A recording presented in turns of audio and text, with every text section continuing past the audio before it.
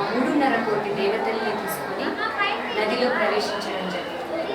అలాగే ఈసారి గోదావరి పుష్కరాలకి ఆ పుష్కరుడు గోదావరి నదిలో ప్రవేశించి ఆ నదిని పునీతం చేస్తున్నారు. అదే విధానంలోనే శ్రీ కల్కి భగవతి భగవానులు ఈ భూలోకానికి అవతార పురుషులుగా అవతరించి ఈ భూలోకాన్ని పునీతం చేస్తున్నారు. ఎలాగైతే గోదావరి నది పవిత్రమవుతుందో పుష్కరాలకి, అదే విధానంలో ఈ భూలోకాన్ని కూడా శ్రీ కల్కి భగవతి భగవానులు అవతరించడం ద్వారా పవిత్రం చేస్తున్నారు. ఎలాగైతే గోదావరి నదికి పుష్కరాలు రావటం వల్ల జన సంద్రోహం జరుగుతూ ఉందో, పుష్కరుడికి కావాల్సింది జన సంద్రోహం, అలాగనే శ్రీ కల్కికి కావాల్సింది జన సంద్రోహం. సో ఆ పుష్కరుడే శ్రీ కల్కి భగవతి భగవాను. ఈ పుష్కరాల సమయంలో 3 రకాలైనటువంటి రుణముల నుంచి విముక్తి పొందుతూ ఉంటారు. ఒకటి పితృ రుణం నుంచి, పితృదేవతలకి పిండ ప్రదానం చేయడం ద్వారా, వారి కోసం ప్రార్థన చేయడం ద్వారా ఆ రుణం నుంచి విముక్తి పొందుతూ ఉంటారు.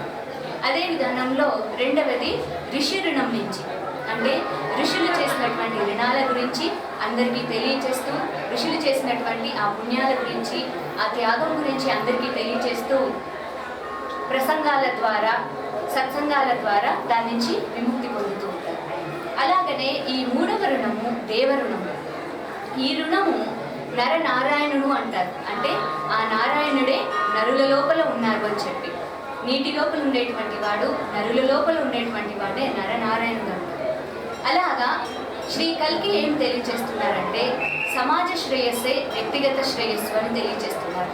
అంటే ఆ నరులలో ఉండేటువంటి ఆ నారాయణుడికి మీరు సహాయం చేసినట్లు, సమాజానికి సహాయం చేసినట్లయితే, అదే ఉద్దేశంతో ఇప్పుడు శ్రీ కల్కి భక్తులందరూ కూడా తూర్పుగోదావరి జిల్లా నుంచి మొత్తం 1000 మంది సేవకులు ఇక్కడ పుష్కర సమయంలో అందరికీ వచ్చినటువంటి యాత్రికులకి, వృద్ధులకి, చిన్నపిల్లలకి అందరికీ కూడా గౌతమి ఘాట్లో, తర్వాత సరస్వతి ఘాట్లో సహాయం చేస్తూ ఉన్నారు.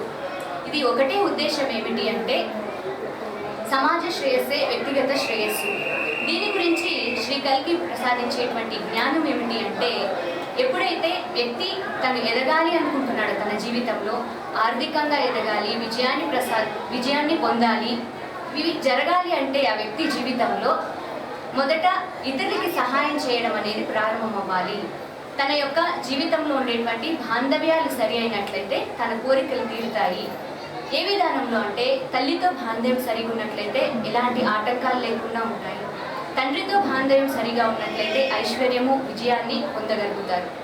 సో ప్రతి మనిషికి ఈ కోరికలు ఉన్నాయి. అయితే బాంధవ్యాలు సరిగా లేకపోవటం వల్ల తన జీవితంలో ముందుకు వెళ్ళలేకపోతున్నారు. సో బాంధవ్యాలు సరి అవ్వాలి అంటే హృదయ వికసన జరగాలి. హృదయ వికసన జరిగినప్పుడే బాంధవ్యాలు సరి అవుతాయి. హృదయ వికసన జరగాలి అంటే శ్రీ కల్కి తెలియజేస్తున్నారు, సమాజానికి సహాయం చేయండి, ఇతరులకి ఇవ్వడం ప్రారంభించండి. మనుషులు ఇప్పుడు ఎంతసేపు సహాయం తీసుకుంటూ ఉన్నారు. భగవాన్ చెప్తున్నారు ఇతరులకి సహాయం చేయడం ప్రారంభించండి అని. సో ఇతరులకి సహాయం చేసినప్పుడు హృదయ వికసన జరుగుతుంది.